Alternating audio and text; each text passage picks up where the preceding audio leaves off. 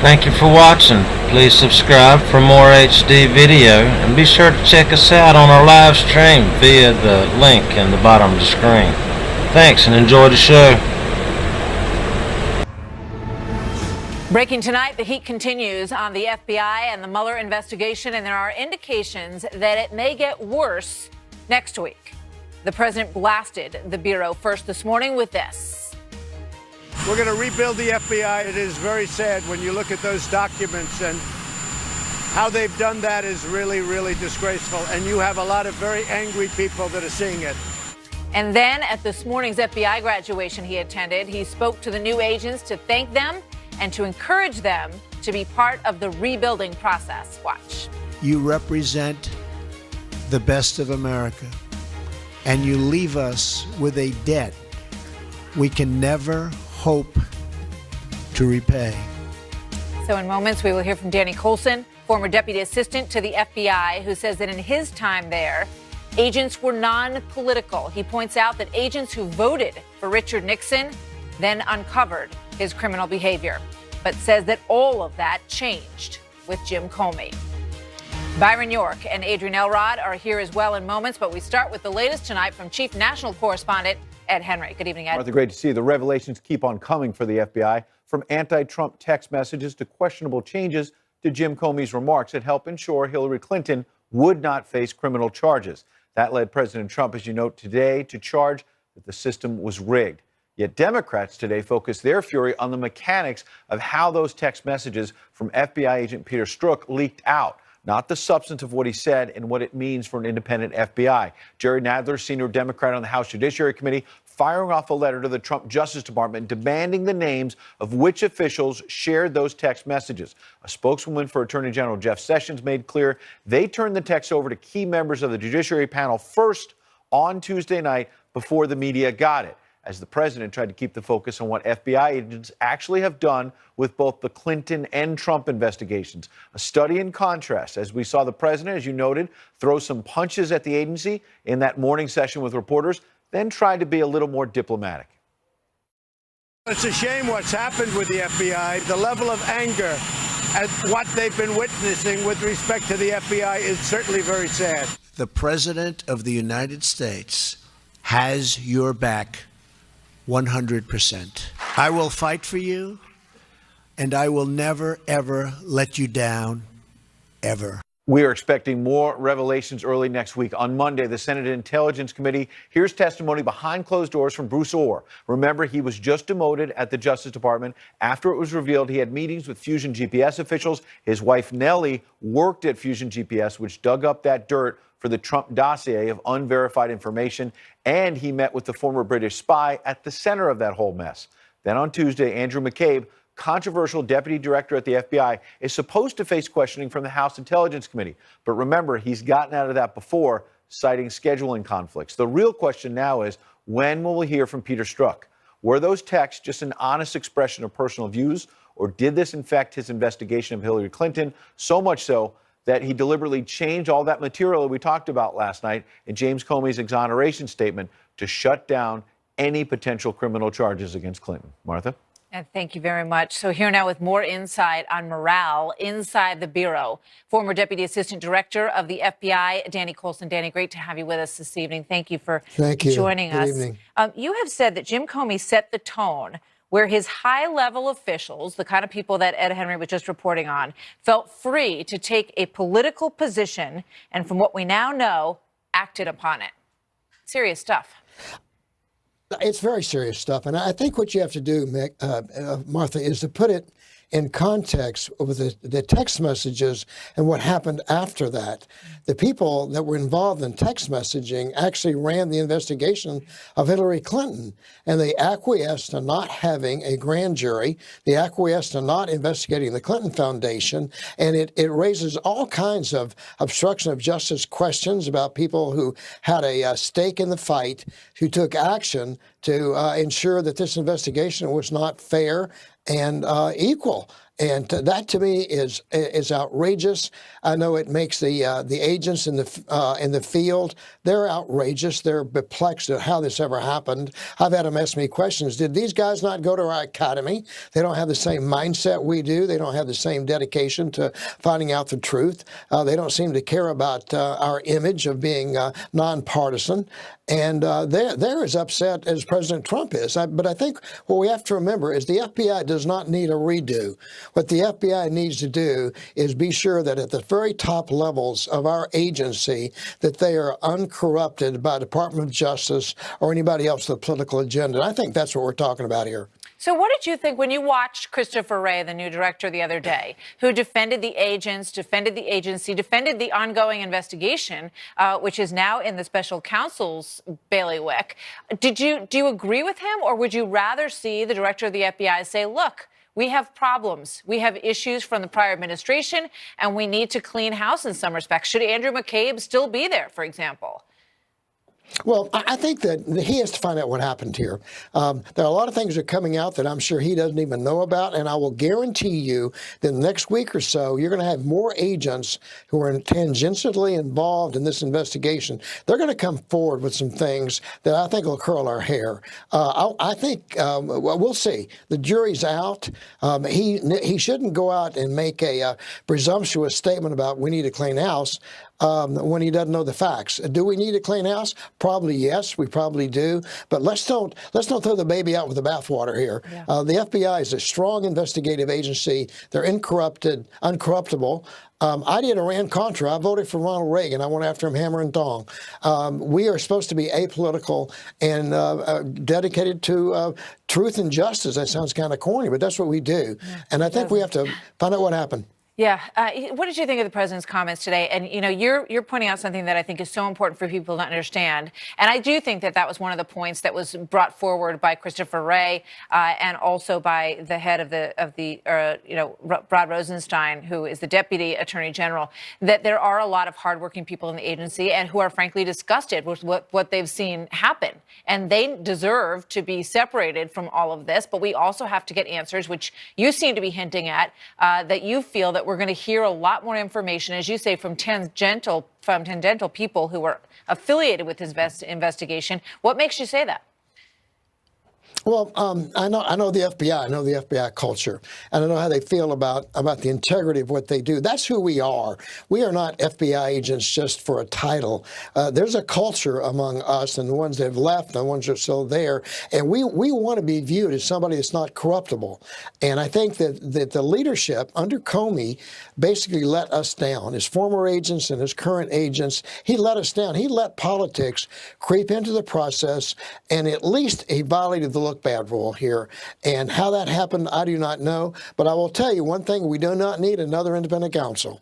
I have been one, I've worked for one, and I will tell you, let's let the IG at DOJ get to the bottom of this. Remember, he's the one that found the text and brought him forward. Let's trust that process. Hope the Attorney General bucks up and supports this guy and say, let's find out what happened, no matter, and let's let the chips fall where they may. And what about on the Hill? They're so frustrated that they're not getting answers from the FBI on this. How do they get around that? How does that change? I don't think I think they should get the facts from the FBI, from the Department of Justice. There's always a temptation not to show yourself in a bad light as an agency. That's got to go. The only way to cleanse this thing is have a total cleansing. Tell everything that happened. Let's get to the bottom of it. Let the IG do his best and probably convene a grand jury to find out exactly what happened. Yeah, and then in the end, whatever they have in terms of their findings will be respected. If everybody feels like that process has been what it should be in terms of being upfront about what really went on. Danny Coulson, thank you so much for being here tonight, sir. Great to see you. I always enjoy working with you. Thank you. And I with you. Thank you very much, Danny. So joining me now, Byron York, chief political columnist at the Washington Times and a Fox News contributor. contributor, and Adrian Elrod was the strategic communications director for Hillary Clinton's campaign. Adrian, let me start with you, because there does seem to be a lot of concern on the Democratic side. You know, how did these text messages get out there in the first place and all of that? And you look back at some of the statements by Brian Fallon and Robbie Mook and others. They were very supportive of looking into having this investigated by the Inspector General. They wanted to uncover what could be found out about the Hillary Clinton investigation, but now it seems like they're not too happy with what they found. Well, look, first of all, I think going forward during the campaign, all of us wanted to see a very concerted, independent investigation that looked at this, you know, whatever the FBI was looking into Secretary Clinton's emails. We wanted it to be as unbiased as possible. But look, in this particular situation, in terms of the text messages, first of all, the text messages are appalling. I'll be the first to say that. They're not ideal. It's never an ideal situation when you see two FBI agents who are working on an investigation that's supposed to be nonpartisan, that's supposed to try to get to the bottom of whether or not Donald Trump and his campaign colluded with the Russians to influence the election process. It's never ideal to see these two individuals with their biased viewpoints against Donald Trump during the campaign exchanging text messages. But ultimately, we've got to keep in mind that Robert Mueller dismissed these two agents when he found this out, and that the IG at the Department of Justice is doing his job by looking into this and trying to keep the investigation, the integrity of the investigation in check. So I think that's what we've got to keep in mind here. All right. So Byron, you wrote a piece today and you drilled down on one of the phrases that was in one of those text messages about the insurance policy. Should Donald Trump win, we essentially need to have some way to make sure that they can discredit or to get him out. That's the suggestion of this, and we don't know whether or not it was acted on specifically. Well, the insurance policy is a text that stands out from the others because the insurance policy seems to be the two FBI officials contemplating some sort of action in reaction to the threat that they felt Donald Trump posed. You could argue that the other texts are private expressions of political opinions, and perhaps they wouldn't really affect the work that these two FBI officials were doing. But what we have to know more about what the so-called insurance policy was. I mean, it could be meaningless, it could have some benign meaning, or it could be that they were contemplating some sort of action based on their opinion of the kind of president Donald Trump would be, in which case that would be a big problem for the FBI. Which is exactly why we need to hear from Peter Strzok. We need to hear from Mr. Orr, and we expect that we are going to start to get a lot more details. And Danny Coulson suggested as much, that the other agents who are involved in this would like to have their feelings known. Let's put up these tweets from Jim Comey, which are very interesting. He keeps tweeting out these sort of cryptic quote sort of pieces. This one says, "The citizen's safety lies in the prosecutor who serves the law and not factional purposes." Robert H. Jackson, he quoted there. And then go back to December 1.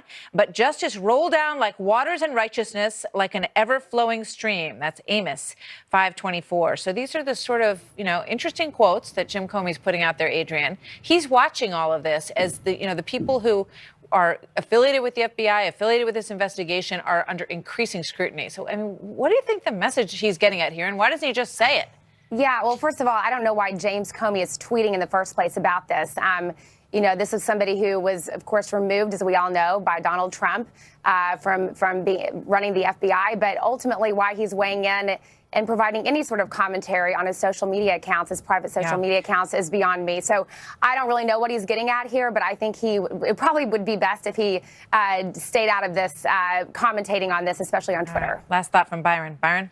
Well, absolutely. But the important thing is to find out what was going on here. The Inspector General, we should say, in the FBI and Justice Department is looking into this, and most people in Congress seem to have confidence in Michael Horowitz, that Inspector General. So, but on the other hand, Congress itself is going to have to find out what went on with this. They're going to have to see all of those text messages and make a decision for themselves. They got 375, and there are 10,000.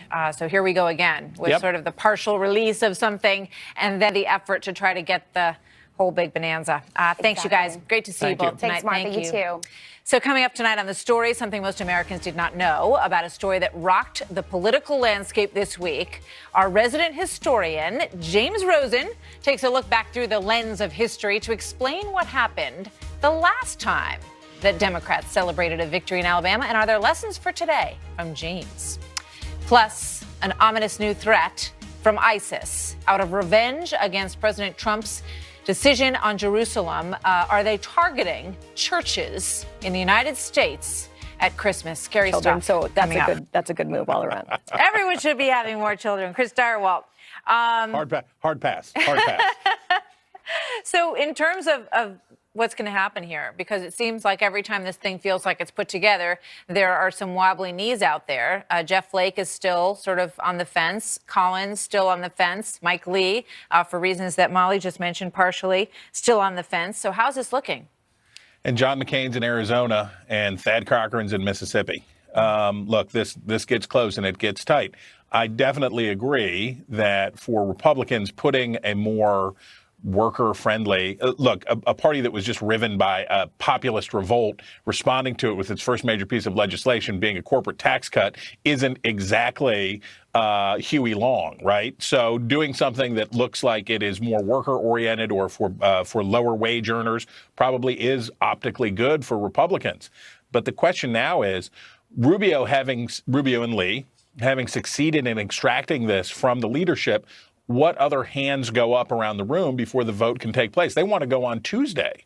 Who else says, well, if he gets that, I want this now? And do the other deals hold? And does anybody else who's been on the fence think about jumping? Carl. Yeah, look, last night I was talking with some members of the Senate who are involved in this process, and I think Rubio was the last, in their minds, the last big obstacle. Susan Collins has been working to protect certain provisions that she's gotten in. She had 3 amendments that she got in. She's been working on some other issues that have popped up in the conference committee. I think she's in a good place. Flake was just sort of observing this all and wanting to make certain that if things went south, he would be in a place where he could hopefully keep them from going further worse. You do have McCain. I think he's at Walter Reed. You do have Cochran, who's suffering from a urinary tract infection and is going to come and vote next week. He announced just a few minutes ago he was going to be there. Yeah. So, but it is a lot of moving pieces. When you got 52-49 and one of your 52 is gone and you can't afford to lose 2, every person is a king or queen who wants to jump into this process. However, all of the conferees have signed, and normally what that means is you wouldn't have all the conferees signed unless all the issues had been resolved. I just want to say we wish Senator McCain well. He is suffering from some complications from his treatment, and we wish him well. We did hear that he hopes and plans to be back next week for this vote, and we certainly hope that that's the case. Michael Gerson said this with reflection on the Alabama race this week. He said the only way that elected Republicans will abandon Trump is if they see it in their own self-interest, and the only way they will believe it is in their self-interest is to watch a considerable number of their fellow Republicans lose. Molly.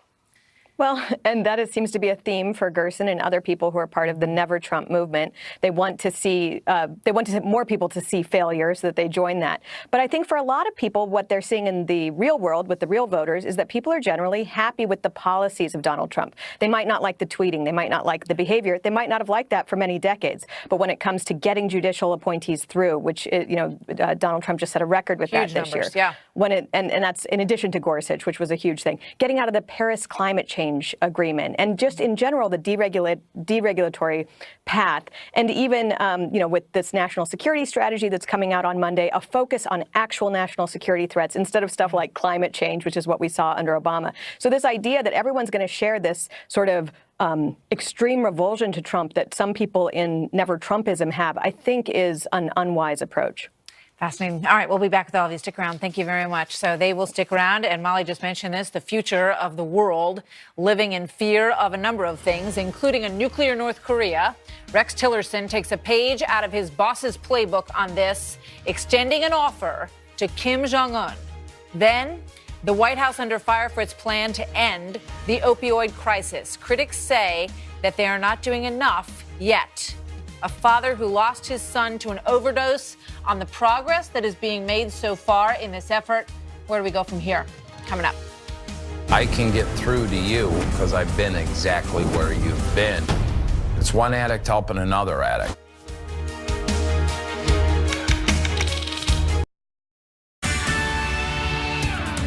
Live from America's News headquarters, I'm Trace Gallagher. A rare occurrence at the United Nations today. North Korea's ambassador addressing the Security Council. Ambassador Jasong Nam giving no indication the North will budge on its nuclear ambitions. The ambassador telling the council his country's nuclear weapons are, quote, a self-defense measure to protect the North against the nuclear threat and blackmail of the U.S., allies, and enemies of the North. They all joined forces Friday in opposition to the North's determination to be recognized as a nuclear weapon state. And another first for SpaceX at Cape Canaveral today. It launched a recycled rocket with a recycled capsule. The unmanned capsule being sent into space on what's being called a grocery run. Supplies are being sent to the International Space Station. The SpaceX craft should reach there by Sunday. I'm Trace Gallagher. If news breaks out, we'll break in. Now back to the story. 10 days till Christmas, and there is this ominous warning from ISIS tonight. Soon on your holidays, soon, very soon. The terror group's supporters promising attacks on churches over the course of the Christmas season, and it comes just days after the failed suicide bombing in New York City in the subway system. Chief Intelligence Correspondent Catherine Harris joins us now with the latest on the credibility of these threats. Good evening, Catherine. Well, thank you, Martha. An Islamic State supporter posted this graphic showing an ISIS fighter looking at Washington's National Cathedral, which is in flames. Like previous propaganda, includes a cryptic message suggesting, even threatening an attack time for the holidays. For some context, this was not published by the ISIS news agency, but rather one of its followers. Analysts also tell Fox News there has been a subtle shift. A recent edition of the ISIS online magazine laid out the steps to execute these vehicle attacks like the one we saw in October in New York City, where 8 were killed and several others were injured. ISIS is now encouraging followers to flee the scene and survive. With the loss of the so-called caliphate in Iraq and Syria, one analyst suggests the group is facing a shortage of recruits who are willing to die for the cause. Also, a counterterrorism contact who does work for the U.S. government tells Fox he believes ISIS has not been more aggressive, taking responsibility for the 27-year-old suspect in Monday's New York City subway attack because the terror group is scattered, having lost its base in Iraq and Syria, and key decision makers who ran their external operations and propaganda are dead. Analysts are also telling us to watch Hamza bin Laden. This is the son of al-Qaeda's Osama bin Laden. He's believed to be in his late 20s. A senior analyst says Hamza may be able to bring together al-Qaeda and the remnants of ISIS because he is young, doesn't have the baggage of the current al-Qaeda leadership, and Hamza bin Laden, for obvious reasons, has the name recognition, Martha. It certainly does. Catherine, thank you very much. You're welcome. Joining me once again, Karl Rove, Chris Stirewalt, and Molly Hemingway. It is chilling to look at that.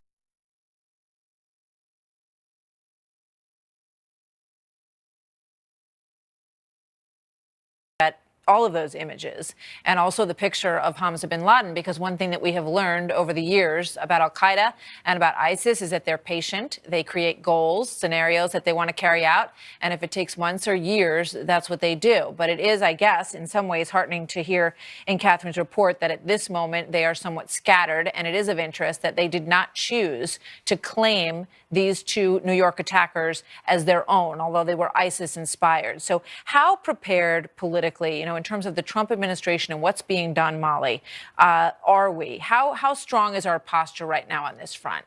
Right. Well, one thing to remember is that ISIS tends not to take credit for people who commit terror attacks unless they are killed in the terror attack. And both of those New York attackers are still alive. And that might be part of why ISIS isn't taking credit. I mean, sometimes people are flying ISIS flags, they have the notes, they claim inspiration, and ISIS still doesn't take credit. But that's why, again, I'm really interested in this national security strategy document that's coming out on Monday. H.R. McMaster gave a bit of a preview to it. During the Obama administration, it was focused a lot on cybersecurity and climate change. And this document, I believe, is going to be focused more like a laser on North Korea, jihadist terrorism, things that actually are security threats that the national security apparatus should be engaged in. And you're already seeing that the Trump administration has focused on ISIS and had some pretty strong success with that. But of course, Islamist terrorism is something that will be ongoing. There is no way to utterly defeat it. It's a religiously motivated ideology, which is why they are thinking about focusing on Christians. And Christians should be prepared for that. that. That's just part of the story. I mean, we've certainly seen what they've done in the Middle East, Chris, and churches are one of their favorite targets. And as Molly rightly points out, it is a religious-based extremism that wants to attack Christianity, and it wants to attack members of the Jewish faith as well, and even, infidels in their own faith, which we've seen carried out to great extent as well. President Trump on this issue, how prepared is he, Chris? You can never know what's coming next, but the fear is that something is. Well, it always could be, but are you scared? I'm not. I certainly take Molly's point that everybody, especially Christians, especially everybody, has to be prepared for the fact that, yeah, there are people in the world that want to do the United States harm and want to harm its citizens. That's a fact of life. That's been a fact of life for quite a while now, and that's something we have learned to live with. But these guys suck. They are terrible. We have destroyed them. The United States Air Force rained hell down on one of the remaining garrisons of ISIS in Syria. We have destroyed these people. We have riven them. Well, we that have may be, driven Chris. them from the ground. From an institutional perspective, perhaps, but living in New York City, when I go down the West Side Drive and I look over where those 8 tourists from South America were killed, when I go into the subway system, I think about that guy. Yeah, I'm scared. I am scared. And I'm scared in the holidays when I walk up and down this street outside my window right here on 6th Avenue, where there are throngs of tourists, through Rockefeller Center, where the big Christmas tree is, packed people. And all it takes is one little backpack and a guy who's not an idiot who figures out how to blow the thing up. I mean, yes, I'm scared. I think a lot of people are. When I drive by the Pentagon and when I think about all of the things that could happen when you go around in Washington, D.C. or New York or any of these places, yes, certainly an attack is always possible. But here's why I'm not scared. Because, number one, there's nothing I can do about it if it's going to happen. True. Absolutely.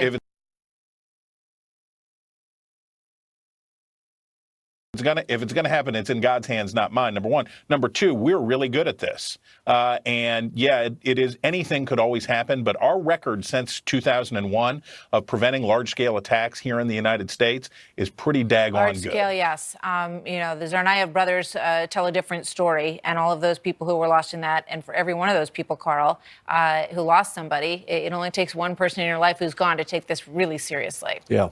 And look, we have been largely effective since 9/11, but that's because we've adopted as a country a strategy of fighting them over there so we don't have to fight them as much here at home. But we have to be 100% perfect all the time. And as we saw with the recent case here in New York, we're having to deal with remote inspiration. And I think part of these messages are, first of all, to say, hey, we're still around. That was the first one. Right. But the second one was to say, if you're out there and you agree with us, please try and do something during this holiday season. Good points, all. Thanks, you guys. Great to have you with us today. You bet. All right, so a big week in the state of Alabama as it elects a Democrat to serve alongside Republican Senator Richard Shelby. But there's an interesting historical twist, because we always like to put things in big context, and we're going to start doing that on a regular basis here on Friday nights. Republicans may want to stick around to watch this, and Democrats too, for a slice of history with James Rosen to explain. Plus, a father's heartbreak after he loses his son to an overdose. Now this father is tackling the opioid epidemic head on after battling a heroin addiction of his own. I overdosed on heroin, hit 2 cars, and almost killed 4 people. I'm the guy to get them into treatment. Role that he believes the government should play, can play in combating this crisis. When the story continues after this. My administration is officially declaring the opioid crisis a national public health emergency under federal law. President Trump making the nation's opioid crisis a top priority for his administration. Last year alone, at least 64,000 Americans died as a result of an overdose. And while the administration and Congress have laid out big goals to stop the epidemic, some are suggesting that they would like to see the wheels turning faster on this in order to save lives. So while we wait for more action from Washington, what can American families do? What can local communities do? My next guest has dedicated his life to that. He knows the dangers of addiction all too well. Tim Ryan got clean and sober behind bars, only to see his son die from a heroin dose months after that. His story was featured in the A&E docuseries Dope Man. Here's a quick clip. I overdosed on heroin, hit 2 cars, and almost killed 4 people. I'm the guy to get them into treatment. If you want to get better, you're going to end up dead. You got a gun and I will definitely shoot your up, bro. She's a heroin addict. All I want is her. You're a relapse king. You make excuses. It's time to man up. Tim is also advisor to rehab.com. Tim, good to have you here. Thank you. Today, powerful message in the documentary. You lost your son and you went through it yourself. What makes a difference between people who can get clean and people who can't? There's a lot of variables, but the willingness to want to change. A lot of the families are classic enablers. They try to enable their children to get better. You got to take your emotions out of it. You have to let the professionals do what the professionals do and follow the guidance and direction. So what are the earliest signs? Because, you know, I have a friend who lost his son. I have a friend who lost a nephew. What should we all be looking for at home? First thing you need to do is get into their technology. That's where the kids are doing everything today. Cell phone monitoring software, computer monitoring software. If there's an issue, drug test them, but have the resources, you know, their hygiene, their friends are changing, money's disappearing, they don't have money, they're sleeping a lot, they have pinned pupils, they're absolutely doing opiates. What happened with your son? Unfortunately, Nick followed in my footsteps. I wasn't a father to Nick. I was a friend. I let him smoke weed and drink beer. When I had overdosed and hit these cars and almost killed 4 people and was fighting my case, I was really dope sick one day, and Nick came in and basically gave me 2 bags of heroin. And I said, "What are you doing?" He said, "Don't worry, Dad, I'm just selling it." And I said, "Nick, you need to shut this down. You know what this drug has done to me." And he looked at me and said, "Well, you're a successful drug addict." So in Nick's delusional mind, because I functioned, I worked, he thought I was successful. Ultimately, 3 months later, we started doing heroin together. I was sentenced to prison. I did 13.5 months. My wife divorced me, lost our house in foreclosure, displaced my wife and 4 kids. When I got out, I set up my foundation. I started working in the treatment space. And on my 21-month sobriety date, my son Nicholas succumbed to an opiate overdose. Worst day of my life. I helped kill my own son, even though he died on my 21-month sobriety date. I have to live with that. But I could take that negative and turn it into a positive, and that's what I'm doing today. I'm sick and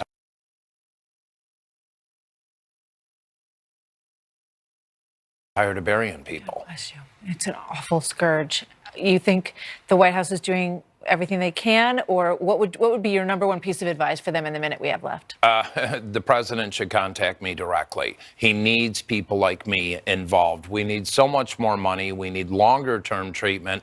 That's why people don't know where to go for a treatment. You know, I work for a treatment center out of Florida, Transformations. I'm an advisor to rehab.com. People can go to this portal and find treatment based on what state they live in, and they're not owned by a treatment center to where it's redirected, but you need to pick up the phone, you need to ask for help, but you need to do your due diligence. The government needs to be allocating so much more funding. We need longer-term treatment, more than 30 days, 90 days, and we need a lot more sober living communities. That's so key. Involved. 30 days is not enough. It's not enough. 90 days at is one minimum, right? 90 days and then, minimum. Everybody needs to get that message, yes, because it's great to feel like 30 days worked and everything's over and you're all better now. It doesn't work, right? Not at all. Not at all. All right, Tim, good luck to you. Thank you so much. And thank you very much for sharing your story. We wish you well in your pursuit. Thank you very much.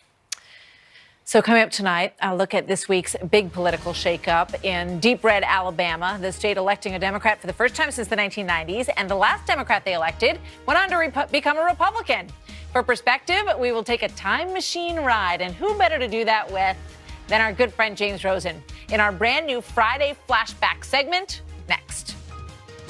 I thought there was room in the Democratic Party for a conservative Southern Democrat such as myself, but I can tell you there's not.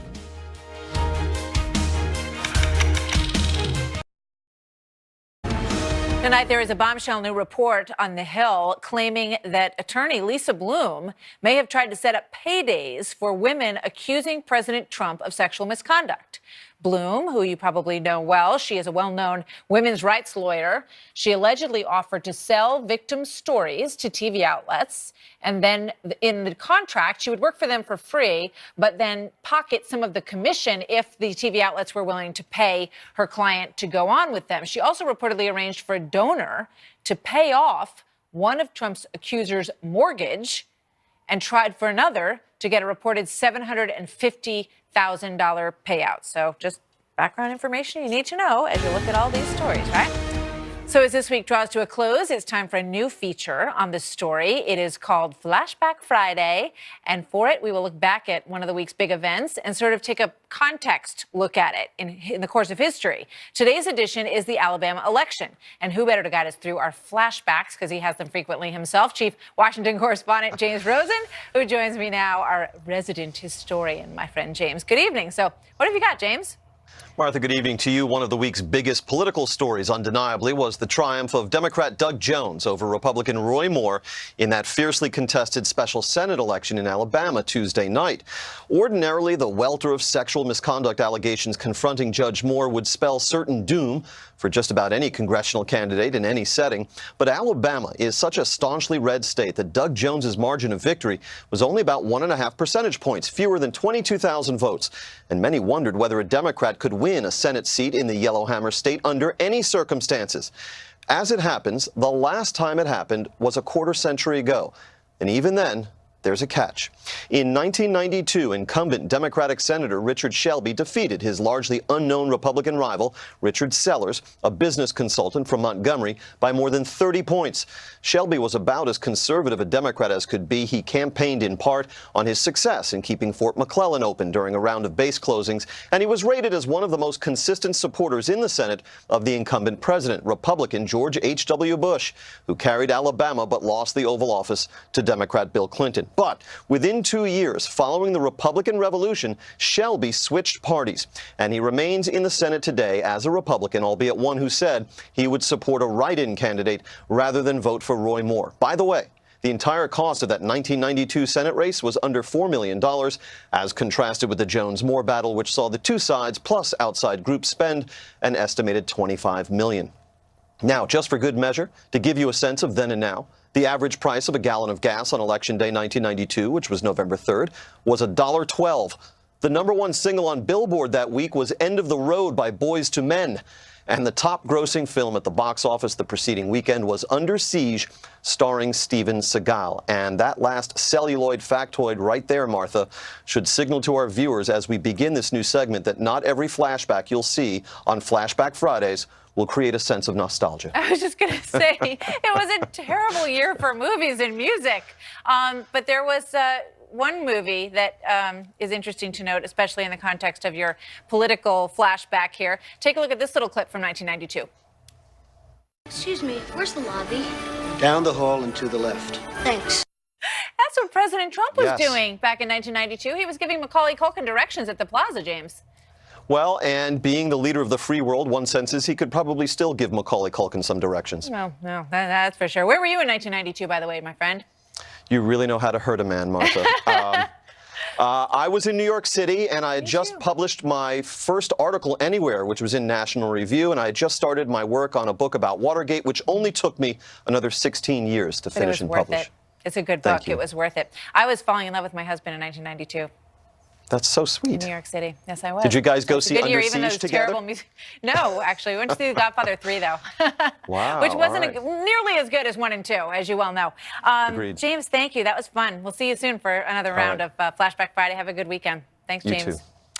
So there is a battle underway this weekend, football fans. Before Sunday's big showdown between the Patriots and the Steelers, I bring you our quote of the night next.